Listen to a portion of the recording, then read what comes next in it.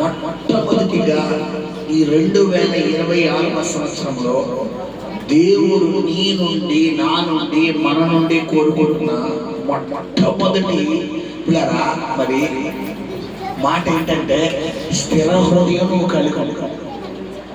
ఎందుకు దేవుడు ఇక్కడ స్థిర హృదయం కోసం దేవుడు మాట్లాడుతున్నాడంటే బిడ్డలారా, ఈ రోజు మన జీవితంలో మనం ఏం కలిగలేమంటే స్థిర హృదయం అంటే బిడ్డలారా ఒక స్టెబిలిటీతో కూడిన హార్ట్ మనకు లేదు.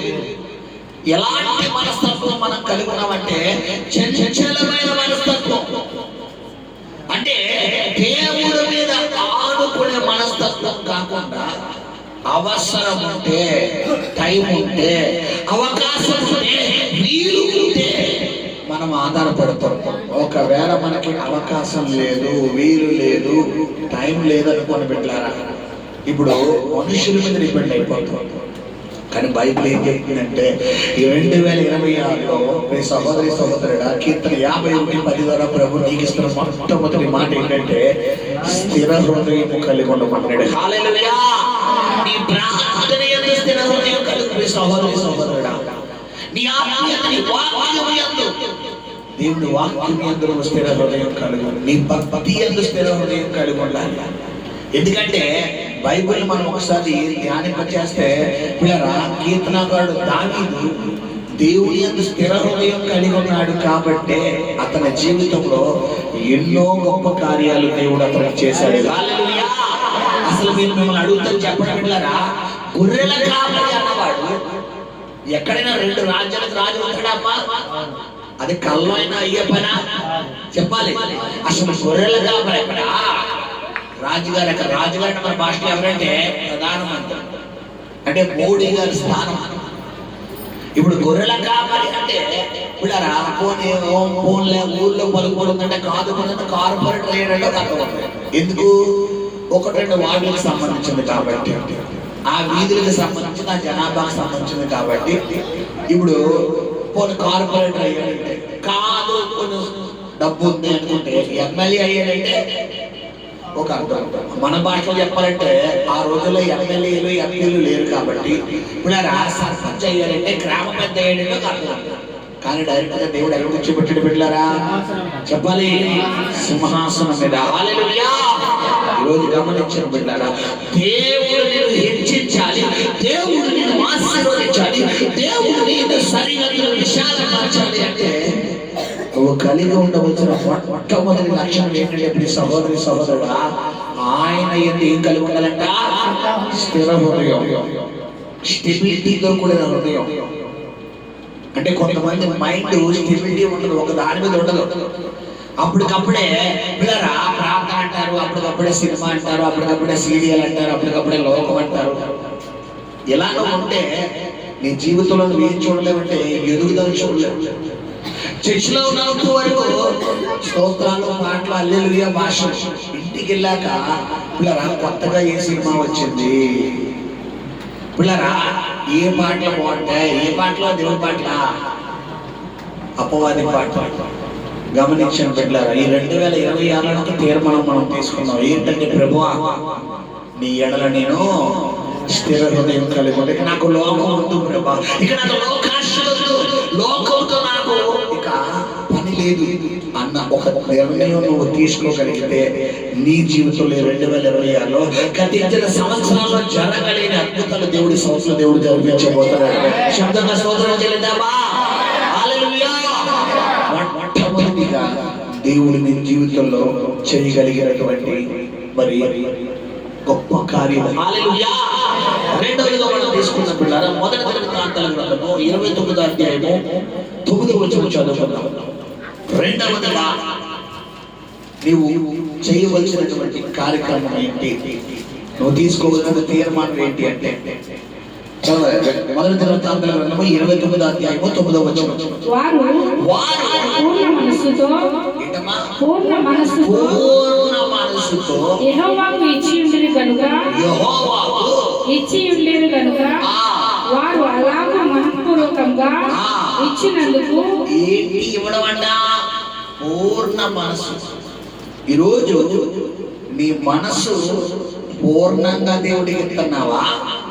ఆ అసంపూర్ణంగా ఎత్తున్నావా? ఏమంటే మేము అడుగుతాను మిమ్మల్ని, మనసు అంటే ఏంటంటే హార్ట్. హార్ట్ అంటే ఏంటి? హృదయం. ఇప్పుడు హృదయం ఎంత ఉంటది? ఏమన్నా ఊరు ఎంత ఉంటుందా? ఎంత ఉంటదమ్మా? మనిషి హృదయం ఎంత ఉంటది? ఎంత? ఈ గుప్పుడు అంత హృదయంలో బిడ్లారా కోపాలు, ద్వేషాలు, కక్షలు, పగలు, అసూయలు గమనించండి. ఇన్ని ఎట్టుకున్నామమ్మా ఆ హృదయంలో. ఇప్పుడు ఇన్నున్న హృదయంలోకి యేసయ్య వస్తాడా? చెప్పాలి. ఇప్పుడు యేసయ్య రావాలంటే నీ లోపల నుండి బయటకు పోవాలి. అందుకే ఆయన అన్నాడు, ఇదిగో నేను తలుపు వద్ద నిల్చుని తట్టుచున్నాను అంటున్నాడు. ఏంటంటున్నా? తలుపు అంటే ఏంటమ్మా? నీ హృదయం అనే డోర్, నీ ఇంటి తలుపు కాదు. తలుపు తట్టుచున్నాడంటే యేసయ్య మా ఇంటి డోర్ ముందున్నాడు, అయితే డోర్ తీయట్లేదా? అయ్యో ఎంత పని చేశారు. ఇది కాదమ్మా. ఏ తలుపు? నీ హృదయం అనే డోర్ దగ్గర అయితే తడుతున్నాడు. 2025 అంతా తడతానే ఉన్నాడు. నా బిడ్డ తీస్తాడా, నా బిడ్డ తీస్తాదని చూస్తానే ఉన్నాడు. మనం తీల కారణం ఏంటంటే బైబిల్లో ఉంది, నా గొర్రెలు నా స్వరం వింటాయి. ఆయన స్వరం ఎవరు వింటారంట? ఆయన గొర్రెలు మాత్రమే. ఏ గొర్రెలు పడితే గొర్రెలను. మన పిల్లలు ఏ తల్లిదండ్రులకి వాళ్ళ పిల్లలు వాయిస్ అలవాటు. వాళ్ళ పిల్లలలో ఎక్కడో పిలిచినా కూడా వాళ్ళు పిలిచే విధానం బట్టి అంటారా లేదా? ఇప్పుడు పక్కింటాం అంటారా? చెప్పాలి. కారణం ఏంటంటే మన తండ్రి పిల్లరా మన స్వరాన్ని గుర్తుపట్టే దేవుడు. హల్లెలూయా. ఈరోజు ఆయన అంటున్నాడు, నీ తలుపు తడుతున్నాడు ఆయన. ఎందుకంటే నువ్వు పూర్ణ మనస్సుతో ఆయనను ఆరాధించగలుగుతావా లేదా? హల్లెలూయా. ఎందుకు 2025లో మనకు ఆశీర్వాదాలు రాలేదు? ఎందుకు దీవెన రాలేదు? ఎందుకు దేవుని కార్యాలు మన జీవితంలో జరగలేదు? ఎందుకు కొన్ని పోస్ట్పోన్ అయిపోయినాయి అని మనం ఆలోచిస్తే కనుక మొట్టమొదటి కారణం ఏంటంటే బిడ్డలారా, స్థిర హృదయం మనం కలిగలేము. స్థిర హృదయం, స్టెబిలిటీతో కూడిన హృదయం మనం కలిగలేము. రెండవ కారణం ఏంటి బిడ్డలారా? చెప్పాలి. పూర్ణ మనసు లేదు. అప్పటికప్పుడే దేవుడు, అప్పటికప్పుడే లోకం, అప్పటికప్పుడే అపవాది, అప్పటికప్పుడే యేసయ్య. నువ్వు ఎలా ఉంటే దీన్ని ఏమంటారంటే బైబిల్లోని ఇప్పుడు చంచల మనస్తత్వం అంట. ఈరోజు గమనించాను బిడ్డలారా, నీ ఆత్మీయత ఎలా ఉంది? నీ ప్రార్థన జీవితం ఎలా ఉంది? దేవుడికి నువ్వు స్థానం ఇవ్వగలిగినప్పుడు బైబిల్లో ఒక వరలో 2 కత్తులు ఎవరో ఒక దాసుడు 2 యజమానుల దగ్గర పని చేయలేడు. ఒక పని చేసే ఒక కుర్రవాడు వాడు డబ్బులు వస్తున్నాయి కదా అని చెప్పి పిల్లరా ఉదయం ఒకరి దగ్గర యాక్చువల్లీ డ్యూటీ 12 గంటల కూడా పొద్దున్న 4 గంటల నుంచి సాయంత్రం 6 గంటల వరకు డ్యూటీ. ఇప్పుడు డబ్బులు వస్తున్నాయి కదా అని చెప్పి పిల్లరా అక్కడేమో 3 గంటల నుంచి డ్యూటీకి వచ్చేస్తారని మొక్కుకున్నాడు. ఇక్కడేమో సాయంత్రం 6, ఉదయం 6 టు సాయంత్రం 6. ఇప్పుడు అక్కడ డ్యూటీకి వెళ్ళాలంటే ఒక రోజు పర్మిషన్ ఇస్తారు, లేట్గా వస్తారంటే 2 రోజులు ఇస్తాడు, 3 రోజులు ఇస్తాడా? ఇప్పుడు అంటే ఒక పనివాడు 2 యజమానులు చేయగలడా? జరగని పని. అలాగే నువ్వు దేవుడు అయితే దేవుడు లేదా లోకం అయితే దేవుళ్ళో ఉండవు లేదా లోకంలోకి వెళ్ళవు. అందుకే నా అయితే వెచ్చగలడు లేదా చాలా నువ్వు వెచ్చనిస్తుందండి ఎంత బిడ్డలారా. కొంతమంది ఇక్కడ ఉన్నప్పుడు యేసయ్య ప్రార్థన చెప్పారు కదా, బయటికి వెళ్ళాక వన్స్కి వెళ్ళాక నీ క్యారెక్టర్ మారిపోతాయి, నీ తల మారిపోతాయి, నీ ఆలోచనలు మారిపోతాయి, నీ మాట విధానం మారిపోతాయి. కాబట్టి ప్రభు ఈ రోజు నీతో నాతో చెప్తున్న మాట ఏంటంటే బిడ్డలారా గమనించండి. ఏం కలిగి ఉండమన్నాడు ఆయన? స్థిర మనసు. హల్లెలూయా, హల్లెలూయా. స్థిర హృదయం కలిగి ఉండాలి పూర్ణ మనసుతో. అసంపూర్ణం ఆయనకి ఇష్టం లేదు. అసంపూర్ణం ఆయన దరిదాపులకు రాను. అందుకని బైబిల్లో పదార్థాల్లో పాత నిబంధన పదార్థాల్లో గల మొట్టమొదటి ఆజ్ఞ ఏంటంటే నీ దేవుడని యెహోవాను పూర్ణ మనసుతో, పూర్ణ హృదయంతో, పూర్ణ ఆత్మ. పూర్ణం అంటే ఫుల్ఫిల్. చివరికి 99% కూడా కొడుతు. ఎందుకంటే ఆయనకి సంపూర్ణమైన చాలా ఇష్టం. గతించిన సంవత్సరంలో గతించిన జనాలు నువ్వు ఎలా ఉన్నావో నాకు తెలియదు, కానీ ఈ రోజు ప్రభుత్వంతో ప్రాఫిటికల్ గా మాట్లాడుతున్న మొట్టమొదటి మాట ఏంటంటే బిడ్డలారా, పూర్ణ హృదయంతో ఆయన సంస్థలను ఆరాధించు, పూర్ణ మనసుతో ఆరాధించు, నీ చరిత్ర తిరిగి రాయబోతున్నాడు. హల్లెలూయా, హల్లెలూయా. గమనించిన బిడ్డలారా, రెండవ మాట మనం చదువుకోవాలి. తర్వాత మూడవది మొదటి రాజుల గ్రంథము 2వ అధ్యాయం 4వ వచనం. మొదటి రాజుల గ్రంథము 2వ అధ్యాయం 4వ వచనం. అప్పుడు నీ పిల్లలు తమ ప్రవర్తన విషయంలో జాగ్రత్తగా నుండి నా ఎదుట తమ పూర్ణ హృదయంతోను. హల్లెలూయా. మూడవదిగా దేవుడు మనకిస్తున్న మూడవ మాట ఏంటంటే, నీ ప్రవర్తన యందు జాగ్రత్తగా ఉండి ఎలా మాట్లాడమంటాడు, ఏం మాట్లాడమంటాడమ్మా? సత్యమే మాట్లాడు. పూర్ణ హృదయంతో ఏం పలకాలంట అక్కడ? పూర్ణ మనస్సుతోను సత్యమును అనుసరించి, అది సత్యమును అనుసరించి. అది ఈరోజు మన జీవితంలో ఏది కనపడడం లేదంటే సత్యం కనపడడం లేదు. కొంతమంది ఊ అంటే అబద్ధం, ఆ అంటే అబద్ధం, కూర్చుంటే అబద్ధం, నిలబడితే అబద్ధం, మాట్లాడకుండా అబద్ధం, మాట తర్వాత అబద్ధం. ఉందే కదా నా నోరు అని చెప్పి వీళ్ళకి అనుకూలంగా మార్చేసుకుంటారు. ఈరోజు ఎలా ఉంది నీ ప్రార్థనా జీవితం? నీ కుమారుడు ప్రభు నీతో మాట్లాడుతున్నాడు. ఎందుకు ఆయన నీ జీవితంలో కార్యాలు చేయట్లేదు? ఎందుకు నువ్వు ఆశీర్వాదాలు పొందుకోవట్లేదు? ఎందుకు నీకు దేవుడి దీవెన రావట్లేదు అని ఒక్క ప్రశ్న వేసుకుంటే కనుక దానికి గల జవాబు ఏంటో తెలుసా పిల్లారా? చెప్పాలి. మన జీవితంలో మరి మనము దేవుని ఆజ్ఞకి ఏమవడం లేదంటే లోబడలేదు. ఒకసారి యోహాను సువార్త తీసుకున్నాము. ఎవరు దేవుని ప్రేమించేవారు అని మనం చూసుకుంటే కనుక చూడు, యోహాను సువార్త 12వ అధ్యాయం. ఎవరు దేవుని ప్రేమించేవారట? యోహాను సువార్త యోహాను సువార్త 14.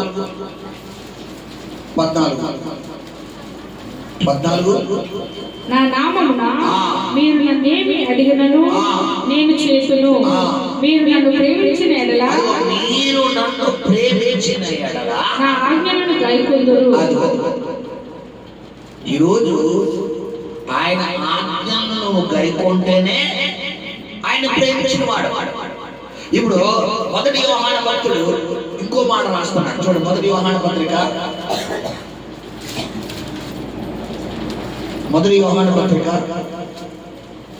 2వ అధ్యాయం 4వ వచనం చదువుతున్నాం. ఆయన ఎరిగి ఉన్నానని చెప్పుకొనుచు ఆయన ఆజ్ఞలను గైకొనని వాడు ఎవరంట? అబద్ధికుడు.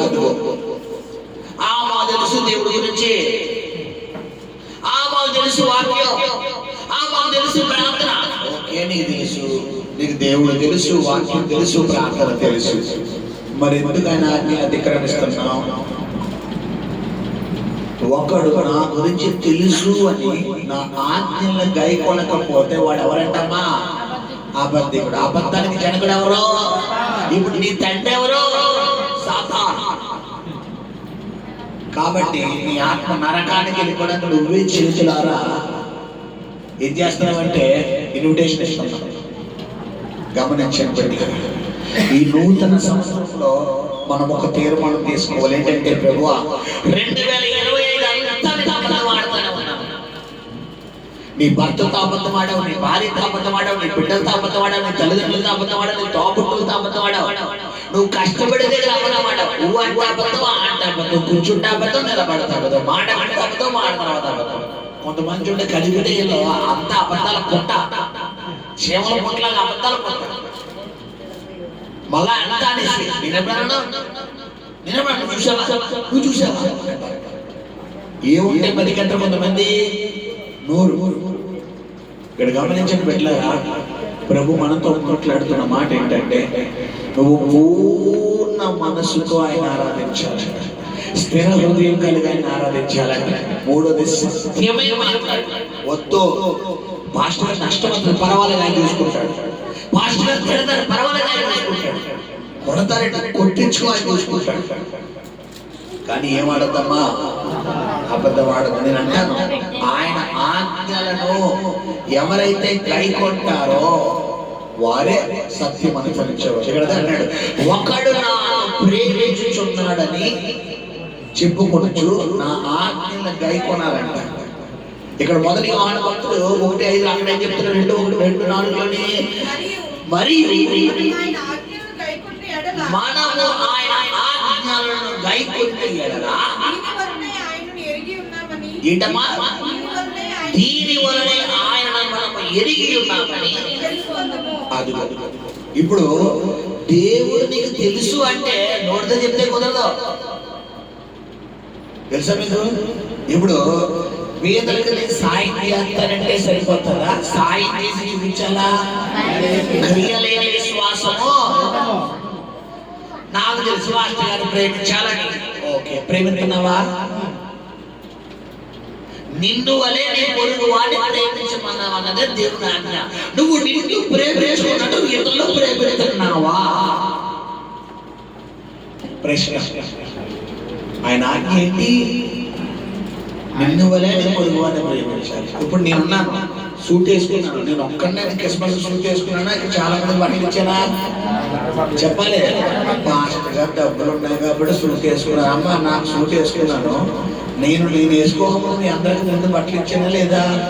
మీకు ఇచ్చిన దాంట్లో 10 రూపాయలు ఎక్కువ వేసి సూట్ కొనుక్కున్నాను. అంతేగాని మీకు ఏ బట్టలు ఇవ్వకుండా హ్యాపీ హ్యాపీ క్రిస్మస్ క్రిస్మస్ చెప్పేసి నేను 20,000 రూపాయలు సూట్ వేసుకున్నాను అనుకోండి, మాస్టర్ గారికి ఏంటి అంటారు. ఆ ఛాన్స్ మీకు ఇచ్చానా? ఇవ్వలేదు. కాబట్టి ఇక్కడ ఎవ్వరు నన్ను ఒక మాట అన్నారు, నీ గుండెల మీద చేసుకుని చెప్పగలను పిల్లలతో సహా. ఎందుకో అందరికీ క్రియలేని విశ్వాసం మన దగ్గర లేదు, క్రియతో కూడిన విశ్వాసమే. హల్లెలూయా. ఇప్పుడు డేవిడ్ రాజు గారు, రోజా గారు ప్రాముఖ్యత పెట్టారు, ప్రాముఖ్యత పెట్టారండి. నేను ఎవరికి పెట్టకుండా నేనే ఆ కంచె మీద కూర్చొని ప్రాముఖ్యత పెట్టారమ్మా. చాలా బాగా అన్నాను అనుకోండి, మాస్టర్ గారు బాగా మాస్టర్ గారు బాగా అందరూ ఏం చెప్తారు? బాగా తినండి, బాగా తినండి, బాగా తినండి. ఎక్కడి నుంచి వస్తుంది ఈ మాట? నేను క్రియతో కూడిందా, క్రియలు చేశాను కదా? క్రియలేదు. ఈరోజు గమనించిన బిడ్డలారా, దేవుని ఆశీర్వాదం నీకు కావాలి అంటే నన్ను నేను ఎలా ప్రేమించుకుంటున్నానో ఇతరులను మనం అలాగే ప్రేమించాలి. నా శక్తికి మించిందే పరిచర్య, బట్టల పరిచర్య అంటే. ఒకరితో పోతుందా అమ్మా? చెప్పండి బిడ్డలారా, ఒకరితో పోతుందా? నేను అడిగాను రేపులో, ప్రభా నా శక్తి అయితే కాదు. లాస్ట్ ఇయర్ అయితే ఫస్ట్ సంవత్సరం 2023లో పిల్లరా 15 మందికి ఎంతమందికి ఇచ్చానంటే 15 మందికి 30 మందికి 35 మందికి ఇచ్చారు 2023లో. చిన్న సంఘం కాబట్టి 2024లో 70 మందికి ఇచ్చారు, 70 మందికి. ఈ సంవత్సరం 108 మందికి ఇవ్వడానికి దేవుడు కృపనిచ్చాడు. వచ్చే సంవత్సరం నేను నమ్ముతున్న డబుల్ సిక్స్ అప్పుడు అటకాలని పిల్లలు ఎక్కించేస్తారు. ఒకవేళ ఉంటే పిల్లల్ని ఎక్కడికెత్తారు? ఇప్పుడేమో వాడు క్యాస్కెట్ ఎక్కించారు. అప్పుడు నుంచి నుంచినేసి అక్కడి నుంచి అలా పిల్లలు అలా పుచ్చుకుంటూ వచ్చారు. మన ఎవరు నా ముందు ఉంటారు. హల్లెలూయా. ఇది జరగకూడదంటే మీరు ఏం చేయాలమ్మా?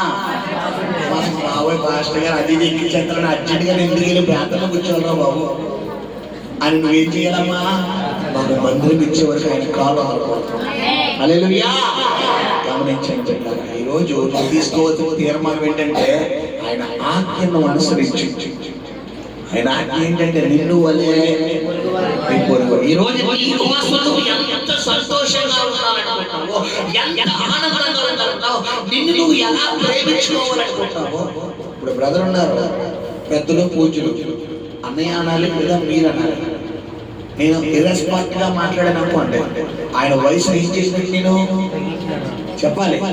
ఇప్పుడు అన్నయ్యని సింగులర్ యారా అనక్కర్లేదు, నువ్వు అన్నా కూడా ఆయన ఏం చేసినట్టు చెప్పాలి, అవమానపరిచినట్టు.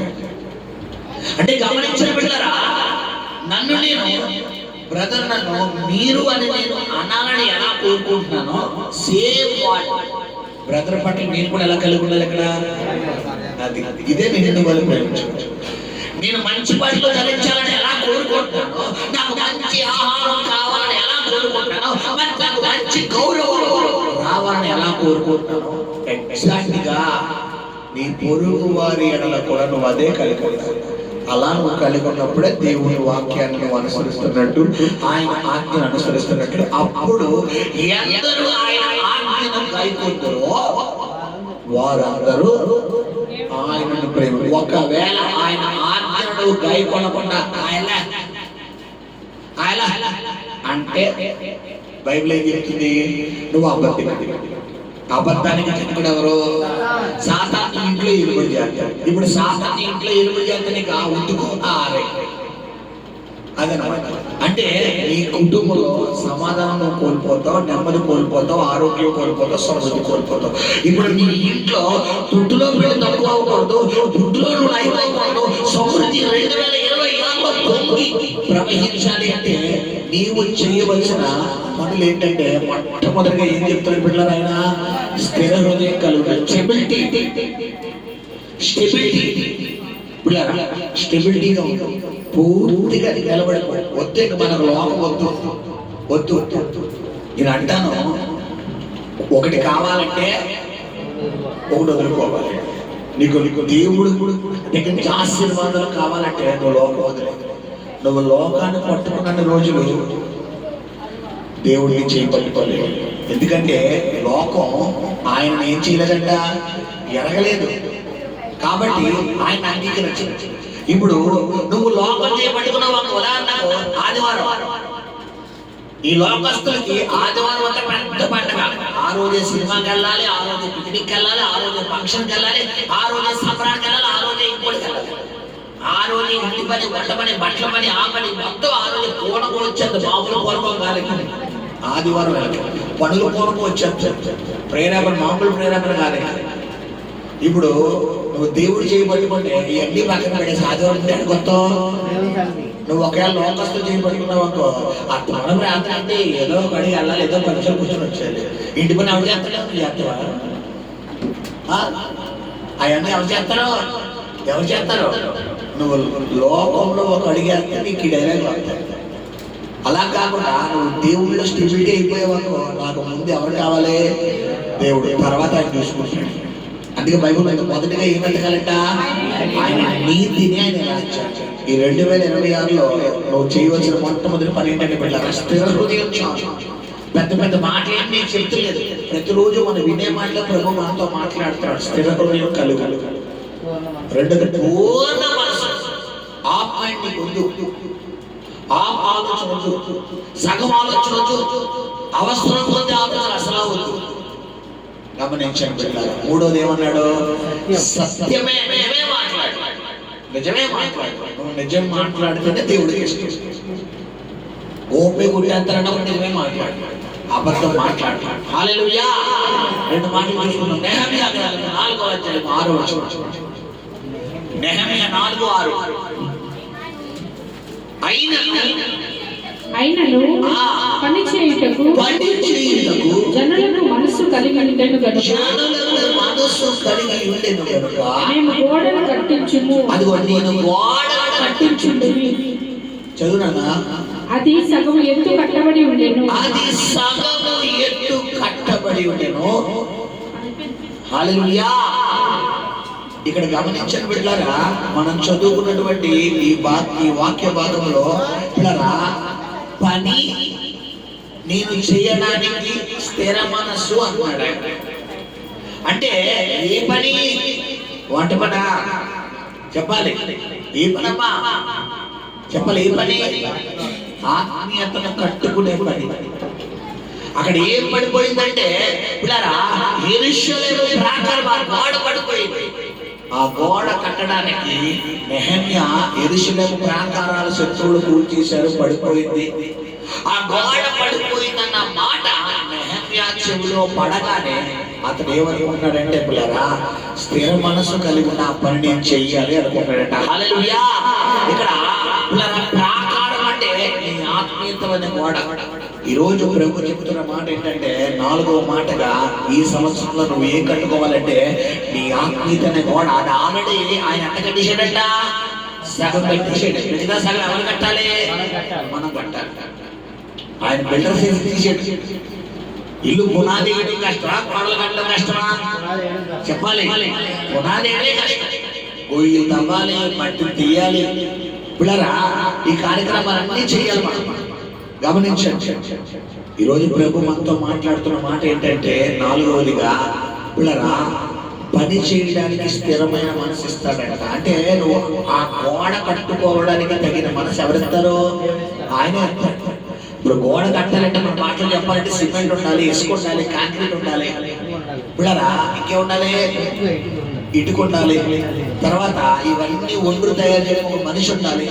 ఒకవేళ ఇడ్లీ పిండి ఆడేవాళ్ళు తీసుకొచ్చి అవి పెట్టే ఉందంటే అది ఏమైపోతే ఒండ్రు తయారవుతుందా, ఇడ్లీ పిండి తయారవుతుంది. అంటే అది కలపడం కూడా ఎవరికి రావాలి? ఆ పనులకు రావాలి. ఈరోజు నీ ఆత్మీయతను నువ్వు కట్టుకోవడం నీకు రావాలి అంటే నీ మోకాలు ఎక్కడ మొక్కాలమ్మా? దేవుడి సన్నిధిలో మొక్కాలి. 2025 నీకు ఆశీర్వాదాలు రాకపోవడానికి కారణం ఏంటంటే నీ ఆత్మీయతను గోడ నువ్వు ఏం చేసుకోలేకపోయావంటే కట్టుకోలేదు. అయితే ఈ గోడ ఈ సంవత్సరం కట్టుకోవాల్సిన బాధ్యత ఎవరిదంటే మనది. శబ్ద స్తోత్రం చెల్లిద్దామా? హల్లెలూయా. 4వదిగా చివరికి ఇంకో మాట చెప్పి ముగిస్తారు పిల్లరా. సామెతల గ్రంథము 16:32. సామెతల గ్రంథము 16:32.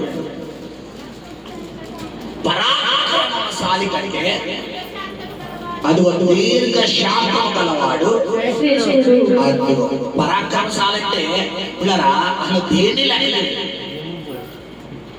పరాక్రమశాలి అంటే పిల్లరా అసలు అతనికి అపజయం ఉంటుందంటే ఉండదు.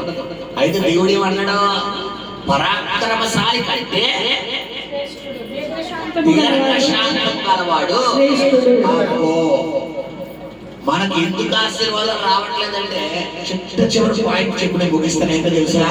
నీకు బాగా బీపీ ఎక్కువైపోయి, ఉప్పు బాగా తినేస్తున్నావు, కారం బాగా తినేస్తున్నావు. నువ్వు కారం తగ్గిస్తే మరి కోపం పెరుగుతుంది. డాక్టర్లు ఏమంటారమ్మా? ఐబీపీ ఇచ్చేది కొంతమందికి తల్లో నరాలు బదలాసిపోతాయి. ఏం చేస్తారు వాళ్ళకి తెలియదు, ఏం అరుస్తారు వాళ్ళకి తెలియదు. విషయం ఏంటంటే నరుని కోపము దేవుని నీతిని నెరవేర్చాలి. నీ కోపమే నీ శక్తి. నువ్వు కోపపడటం వల్ల నీ ఆశీర్వాదాలు కోల్పోతావు. చాలా సార్లు నేను ఉదాహరణ కూడా మీకు చూపించాను పిల్లలు. అన్న షిలోహు దేవాలయంలోకి వచ్చి తన మనోదుఃఖముతో దేవుని మందిరంలో కన్నీరు కారుస్తాడు. కన్నీరు కారుస్తుంటే అక్కడ దేవుడు అన్నకు ఒక పరీక్ష పెట్టాడు. ఏది వాడుకొని ఒక సేవకుడు వచ్చి ఒక వివాహిత అంటే ఒకని భార్య వయసులో ఉన్న ఒక అమ్మాయి దేవుడి మందిరంలో, ఒక 40 సంవత్సరాల్లో ఉన్న ఒక అమ్మాయి దేవుడి మందిరంలో ప్రార్థన చేసుకుంటుంటే ఆ అమ్మాయిని చూసి నువ్వు తాగొచ్చావా అన్న అమ్మ భాషగా అనొచ్చా? చెప్పండి పెట్టారా? ఒకవేళ అన్నారే అనుకోండి, పడ్డ అమ్మాయి అది కాదు నా ఏలినవాడా, నీ దాసురాలు నన్ను పనికి మానిదానిగా ఎంచకము, నేను అలాంటి దాని కాదు అని ఎంత సౌమ్యంగా వస్తుందన్నమాట. చెప్పాలి. ముంద 7 పడకెక్కేస్తుంది కానీ ఏంటన్నా తాగొచ్చానా? నువ్వు తాగొచ్చినట్టు ఉన్నావు. ఏ రాత్రి కాలి ఇంకా దిగలేదా? ఇంకా దిగలేదా నీకు? అడు మాస్టరేనా? నోటుకొచ్చాడు మాట్లాడతావా? ఆడలా తాగుతారా? ఏం మాట్లాడుతున్నావయ్యా? ఏం నీకే సంఘం ఉందా అంటారు. ఎవరమ్మా? మనం అయితే. కానీ అన్నారా అంటారా? ఎంత మృదువుగా చూడండి. నీకు దేవుని ఆశీర్వాదం నీ ఇంట్లోకి రాబోతుంది అన్నప్పుడు కొన్ని సందర్భాల్లో దేవుడే నీకు సొంతకి వెళ్తాడు. అది దేవుడు ఎట్టాడన్న విషయం నీకు తెలిసిందనుకో, అక్కడ ఏం రాసుకుంటూ ఉంటుందంటే కొబ్బరి వచ్చేస్తాడు. సొంత బిక్క అంటే మరుక్షణంలో కొబ్బరి రాసామనుకోండి, లేదా ఐసిద్దాం అనుకోండి, ఎలా ఉంటది? అసలు నెగ్గు తెలుస్తుందా? ఇప్పుడు ఇది దేవుడు నాకు ఎట్టిన పరీక్ష. నా సహనం ఎంతవరకు ఉందో, నా కోరిక ఎంత ఉందో, నాకు దీర్ఘశాంతం ఎంత ఉందో, నాకు దేవుడు ఇట్టేది పరీక్ష. ఇది సాతాను గడి క్రియ. సాతాను ఏదో నన్ను గలిబిలి చేద్దాం అనుకుంటున్నాడు అన్న ఆలోచన నీకు వచ్చిందనుకో, అక్కడ నీ కోపం కనబడుతుందా? ఇప్పుడు అక్కడ అదే జరిగింది. ఆ మాట ఒక్కసారి చదువుతూ ముగిద్దాం. మొదటి సమయం వెళ్దాము, మొదటి అధ్యాయంలో అక్కడ చూడండి, చదువున మాట. ఎంతవరకు ఎంతవరకు నీవు మత్తురాలైన ఉండుము, నీవు ద్రాక్షరసమును నీ యొద్ద నుండి తీసివేయమని చెప్పగా హన్నా, అది కాదు నా ఏలినవాడా, ఆమె మాట చూడండి ఎంత సౌమ్యంగా ఉందో. చదువు. నేను మనోదుఖము గలదానినై ఉన్నాను. నేను ద్రాక్షరసమునైనను మద్యమునైనను పానము చేయలేదు గాని నా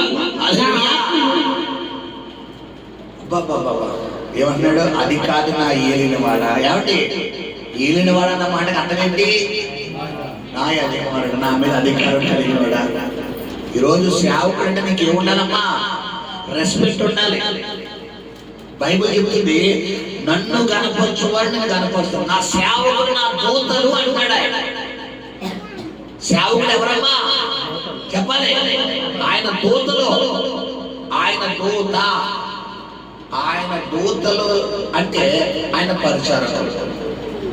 ఏమండి మనం ఒక్కసారి సంఖ్యాకాండంలోకి వెళ్తే మోషేని సొంత అక్కే ఎవరో ముందు ఎవరు పుట్టారు? మిరియాము. తర్వాత ఎవరు పుట్టారు? అహరోను. తర్వాత ఎవరు పుట్టారు? మోషే పుట్టాడు. సొంత అక్క, ఒక తల్లి పుట్టిన అక్కే మోషే ఒక మాట అన్నాడు. ఏమండి పిల్లరా, మోషే పిల్లరా ఆ నైజీరియా ప్రాంతంలో ఉన్న అమ్మాయిని చేసుకున్నారు.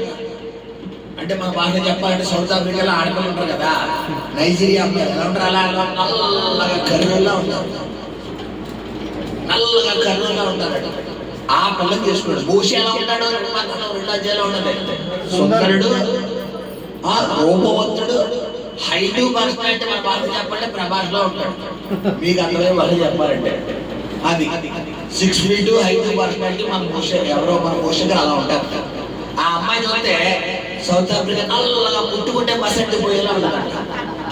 అలాంటి పిల్లకి మోసం చేసుకుంటే ఏమన్నా తెలిసి అక్కొచ్చి వీడికి పోయే కాలం, వీడికి ఇదేం బుద్ధి, ఇదేం బుద్ధి. ఏ ఆ పిల్ల చేసుకున్నాడు. దేవుడు ఆ పిల్ల చేసుకోమన్నాడా? మోసం చేసుకున్నాడా? చెప్పాలి. దేవుడు చేసుకోమన్నాడు. నువ్వు మిద్యానులో అక్కడికి వెళ్ళి, అక్కడ ఇత్రోను ఒకడు ఎక్కుంటాడు, అక్కడ ఉండి అన్నాడు దేవుడు. అక్కడికి వెళ్ళిన తర్వాత ఇత్రో కుమార్తె అయినటువంటి వ్యక్తిని ఏం చేశాడు? ఈయన పెళ్లి చేసుకున్నాడు. ఇది దేవుడి చిత్తం. కొన్ని దేవుడి చిత్తంగానే జరుగుతాయి. అయితే నోటికి వచ్చినట్లు మోషేని ఎడాపడా అనేసాడు. మిరియాము, అహరోను ఇద్దరు కొసగొసుకుని ఎక్కడ గుడారం వాళ్ళ గదిలో ఇద్దరు కొసగొసలు పెట్టుకుంటే మోషే ఏమో ప్రత్యక్ష గుడారంలో ప్రాంతంలో ఉన్నాడు. ఇప్పుడు దేవుడు ఏం చేశాడంటే పెట్టారా, మోషకి ఏమీ తెలియదు. 1% పాయింట్ కూడా తెలియదు మోషే. దేవుడు చేసిన కార్యం అంటే తెలిసా పెట్టారా? మోషేతో దేవుడు మాట్లాడుతున్నాడు. మోషే, నీ సహోదరుడిని పాల వెలుపల తీసుకురా. ఎందుకు ప్రభు అంటే, నీ తర్వాత చెప్తాను, ముందు తీసుకురా. సరే ప్రభు అంటే వెళ్ళి పిలిచాడు. అనియా అక్క అంటే ఏమీ తెలియదు. తమ్ముడు ఏమన్నా తెలియదు. దేవుడు నేను రమ్మన్నాడు, మాలదేవి అంటే అవునా? ఎందుకు అంటే ఏమన్నా తెలియదు, నేను రమ్మన్నాడు. వీళ్ళు కూడా అనుకున్నారు, ఎవరైనా దేవుడు ఎలా ప్రత్యక్షలు ఇస్తాడేమో, ఎవరైనా బహుమానాలు ఇస్తాడేమో. చెప్పిన ఆయన పిలిచామంటాను, మీ ఇద్దరికి కుష్టి వచ్చేద్దాం కదా. ఏం చెప్పాడు? మీ ఇద్దరికి కుష్టి స్టార్ట్ అవుతున్నాడు. కారణం ఏంటి? సేవకుడు జోలికి రాకుండా ఎవరినన్నా ఊరుకుంటాడు, కానీ సేవకుడు జోలికి వచ్చావంటే నీ దుకాణం బంద్ అయిపోతుంది. ఎందుకంటే సేవకుడు ఎవరు పరిచారకుడు? దేవుడు పరిచారకుడు. నీకు కొడుకున్న ఆశీర్వాదాలు పోవడానికి కారణం ఏంటంటే నీ తండ్రి. ఈ 2025లో 26 ఆశీర్వాదాలు కోల్పోకూడదంటే నువ్వు కలిగి ఉండవలసిన 5వ మాట ఏంటంటే దీర్ఘశాంతం కలుగు. టెంపర్ రాకూడదు. నువ్వు లోకస్తులను పోల్చినట్టుగా, లోకస్తులు స్లిప్ అయిపోయినట్టుగా, లోకస్తులు పెళ్లి కలిసినట్టుగా ఎవరిని అనకూడదంటే సేవకులు ఎవరు పరిచారకులు అంటే అక్కడ మోషే నిమిత్తం దేవుడు అన్నాడు, నేను అందరితో కూడా దర్శనం ద్వారా పిలుచుకున్నాను కానీ మోషే నిమిత్తం దేవుడు స్టేట్మెంట్ ఏంటో తెలిసిన బిడ్డలారా, ముఖాముఖిగా మోషేని పిలుచుకున్నాను అంటాడు. హల్లెలూయా. గమనించండి, దేవుడు కృప చొప్పున దేవుడి నామాన్ని మహిమంతమని చెప్తున్నారు. అసలు నేను సేవ చేద్దామన్న ఉద్దేశమే నాకు లేదు తెలుసా మీకు. నా మట్టుకు నేను జాబ్ చేసుకుంటున్నాను, నా మట్టుకు నేను జాబ్ చేసుకుంటున్నాను. నెలకి 20 నుంచి 30 వేల రూపాయలు జీతం వచ్చేది. ఆ జీతంతో నా ఫ్యామిలీని హ్యాపీగా గెట్టింగ్ చేసుకుంటున్నాను. నా పని చేసుకుంటే నెల రోజులు నన్ను పిల్లరా పడుకునేవాళ్ళది. 2022 జూన్ నెల, జూలై నెల రోజులు నన్ను పడుకునేవాళ్ళు.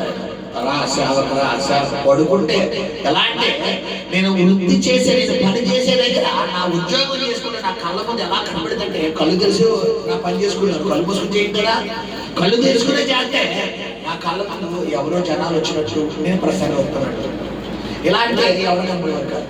ఏంటి నేను ఊహించుకోవట్లేదు అంటే దేవుడు ఏం చేస్తాడు, నన్ను వెంటాడుతున్నాడు.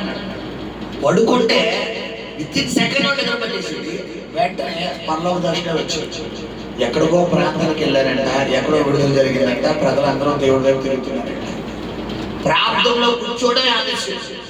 భయంకరమైన దర్శన, సేవ దర్శన, అద్భుతమైన ఒకదాంతరంతో ఒకేసారి ఒక అరగంటలో 5 సేవ దర్శనాలు ఇచ్చాడు.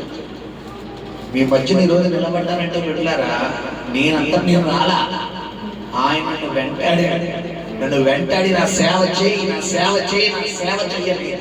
నా గుండెల మీద దేవుడు ఆయన ఎక్కువ కూర్చున్నాడు కాబట్టి ఇక్కడ నేను రాగలిగాను. ఈ అన్నపూర్ణ పేడ కూడా దేవుడు నాకు చూపించాడు. నేను ఈ ప్రాంతానికి ఒక నివాసంగానే వచ్చాను, మేము ఉంటున్న గృహానికి. అందరిలాగే కాపురం చేయడానికి వచ్చినట్టుగా నేను అన్నపూర్ణ పేడకి వచ్చాను. సేవ దృష్టి కానీ అనుకోని రీతిగా దేవుడు ఈ రోజు సేవకుడుగా నిలబెడుతున్నాడు. హల్లెలూయా. గమనించిన బిడ్డలారా, ఈ రోజు నా పట్ల అద్భుతమైన ప్రణాళిక కలిగి నెరవేర్చుకున్న దేవుడు ఈ 2026లో నీ పట్ల కూడా నెరవేర్చగలిగిన దేవుడు. హల్లెలూయా. 5 మాటలు మనకి దేవుడు మాట్లాడు. మొట్టమొదటి మాట ఏమన్నాడు? స్థిర హృదయం, స్టెబిలిటీతో కూడిన హృదయం కలిగి వద్దు, చర్చల మనసు వద్దు, అక్కడ అడుగు ఇక్కడ అడుగు వద్దు. ఈ 2026లో తీర్మానం తీసుకో, చంచలమైన మనస్తత్వం కాకుండా స్థిర హృదయం కలిగి ఉంటాడు. హల్లెలూయా. రెండోది ఏం చెప్పాడు దేవుడు? చెప్పాలి, పూర్ణ మనసు. నీ మనసు నిండా ఇక లోకం, పాప, అపవాదికి కొంతమందికి మనసు నిండా ఎవరుంటారంటే లోకస్తులు ఉంటారు, లోకాశలు ఉంటాయి, లోక సంబంధమైన క్రియలు ఉంటాయి. అవి పూర్ణ మనసులో నీ మనసు అంతా ఎవరిని పెట్టుకోమన్నాడు ఆయన? మూడోది సత్యం మాట్లాడాలి. నిజమే వద్దు, తిడతారన్నా కూడా నిజమే మాట్లాడాలి. ఏమంటే మీరు అడుగుతారు మిమ్మల్ని, ఏ చర్చలో అయినా కానుకల కోసం చెప్తారా? మనం మీకు ఏది చెప్పండి, క్రిస్మస్కి ఎంత వచ్చింది? 1,70,000, 1,50,000. నాకు అన్ని మిగిలింది 70 రూపాయలు. 200 ఇప్పుడు కేరళకి వెళ్ళాము.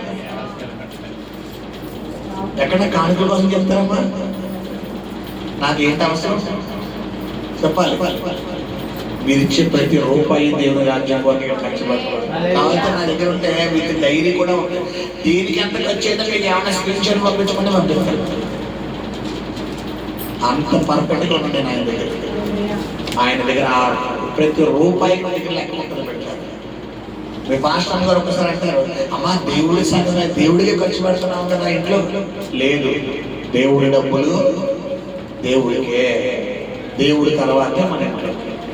దేవుడి అమ్మ మరి మనకి ఇంట్లో పర్వాలేదు, దేవుడు అదేంటమ్మా దేవుడు లేదు, దేవుడు ఎత్తాడు. నేను అలా దేవుడు ఎత్తానన్న 5 నిమిషాలు మొత్తం నేను ఆ థ్రిల్ రావడం చెప్పండి. దేవుడు ఎత్తాడంటే ఫోన్ చేస్తాడు, ఈ లోపల దేవుడు ఎవరో ఒకరిని వాడుకొని పాస్టర్ గారు అది తీసుకొస్తున్నామండి అంటారు. వచ్చిందా లేదా? డబ్బు ఖర్చు పెట్టానా? ట్రావెలింగ్ వెళ్ళానా? జొమాటో టమాటాలకు ఆర్డర్ ఇచ్చానా? చెప్పాలి. అవసరం లేదు. ఎవరిస్తారు మనకి అసలైన జొమాటో ఎక్కడున్నామా? అక్కడ ఉంది. ఈ డెలివరీకి అయితే డెలివరీ బాయ్ ఛార్జ్ ఇవ్వాలి, టిప్ ఇవ్వాలి. ఆ డెలివరీకి అయితే దేవత గురించి ఏం చేస్తాయి? వచ్చి పెట్టి వెళ్ళిపోతాయి. హల్లెలూయా. మూడోది ఏం చెప్తాడంట? సత్యమే మాట్లాడు, నిజమే చెప్పు. ఈ సంవత్సరం తీసుకోవచ్చు పేరు మాట. ఫోర్త్ పాయింట్, ఆత్మీయ గోడ కట్టడం. నీ ఆత్మీయతను కట్టుకో. ప్రార్థన ద్వారా, వాక్యం ద్వారానే కట్టగలగాలి. ఫైనల్ పాయింట్, దీర్ఘశాంతము. నీ కోపాన్ని తగ్గించు. అసలైన మాట ఏంటంటే ముందు నీ కోపం తగ్గించు. నరుని కోపము దేవుని నీతిని. అక్కడ హన్నా గనక ఒక్కవేళ పాస్టర్ గారిని ఇన్ కేస్ రివర్స్ లో మాట్లాడింది అనుకోండి, ఇప్పుడు ఈవిడ చెప్పిన సమాధానాన్ని బట్టి ఏలీయునికి ప్రవచనం పలికాడా? పిల్లరా, ఆయన పలకాల్సిన మాటలని పలికింది. అమ్మాయి సమాధానం చెప్పిందా? ఆ మాట చదివిన ఒకసారి. అది కాదు నా ఏలిన వాడుగా, నీ దాసులకు నన్ను చిన్న చూపు చూడకము, నేను మనోదుఖముతో ప్రభు సన్నిధిలో నేను ఏడుస్తున్నాను, నా నిట్టూర్పు ఆయనకి వెలిపించుకుంటున్నానని చెప్పిన తర్వాత అక్కడ ఏమైన తర్వాత, నీ సేవకురాలైనా నన్ను పనికిమాలిన దానిగా ఎంచవద్దు. అత్యంతమైన కోప కారణాలను బట్టి బహుగా నిట్టూర్పులు విడుచుచు నాలో నేను నేను చెప్పుకొనుచుంటున్నాను. అంతటి ఏలి నీవు క్షేమంగా వెళ్ళుము.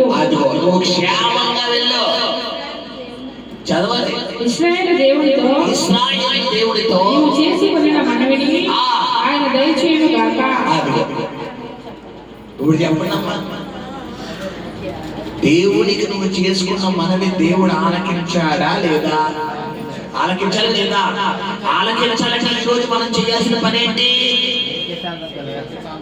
దీర్ఘశాంతం అన్న మాటకు అర్థం ఏంటమ్మా? దీర్ఘం అంటే ఏంటి చెప్పాలి. లాంగ్. ఇప్పుడు చెప్పిన దీర్ఘశాంతం అని ఈ రోజు మాస్టర్ దీర్ఘశాంతం అంటే మనం ఉండదని చెప్పారు, ఉండదని ఉండమని చెప్పలేదు కదా. అది కాదు బంగారం. ఈ సంవత్సరం అంతా ఈ నువ్వు బతికున్నంత వరకు అతిగా పేదలు చెడుతాడు. ప్రభా, నా సహోదరుని ఎవరు తప్పిదం చేస్తే ఎన్నిసార్లు క్షమించబడ్డామంటే 7 మార్లా అంటే 70 మార్లు అంటే ఆయన అన్నాడు 70 మార్లు అంటే ఏంటి అర్థం? 70 మార్లు అంటే నువ్వు బతికున్నంత కాలం క్షమించు. కొంతమంది అంటారు ఎంతకాలం క్షమిస్తామంటే ఎన్ని రోజులు? లేదు. అసలు యేసు ప్రభు వాళ్ళు ఉన్న గొప్ప మహిమ ఏంటంటే క్షమించే గుణం. నువ్వు యేసయ్యలా మారాలి అంటే ముందు నీలో ఉండవలసిన మొట్టమొదటి లక్షణం ఏంటి బిడ్డలారా? చెప్పాలి. క్షమాపణ కలిగి ఉండాలి, దీర్ఘశాంతం ఉండాలి, ఓర్పు ఉండాలి. నీకు వచ్చంటే వేడి నీళ్ళు తాగా, చల్ల నీళ్ళు తాగితే ఇంకా ఏది అయిపోతుంది. వేడి నీళ్ళు తాగితే కోపం ఏమవుతుంది, ఇంకా లేదంటే ఒక్క 10 నిమిషాలకి వెళ్ళిపో, ప్రశాంతంగా వాతావరణంలో వెళ్ళిపోయి ఆ మైండ్ ఫ్రీ అయ్యాక హల్లెలూయా. గమనించండి, 5 పాయింట్లు దేవుడు మనతో మాట్లాడాడు. ఈ 5 పాయింట్లు నీ హృదయంలో స్థిరపరచుకుని నువ్వు భద్రపరచుకుంటే 2026 డిసెంబర్ నెలలో మళ్ళా నువ్వు సాక్ష్యం చెప్తావు. నీ సాక్ష్యం ద్వారా అనేకులు ప్రభు వైపు తిప్పబడతారు. ప్రార్థన చేసుకున్న పరిశుద్ధ నమ్మకం కలిగిన ప్రియ పరలోకపు తండ్రి, రాజానికి వందనాలు చెల్లిస్తున్నాము నాయన. ఈ రాత్రి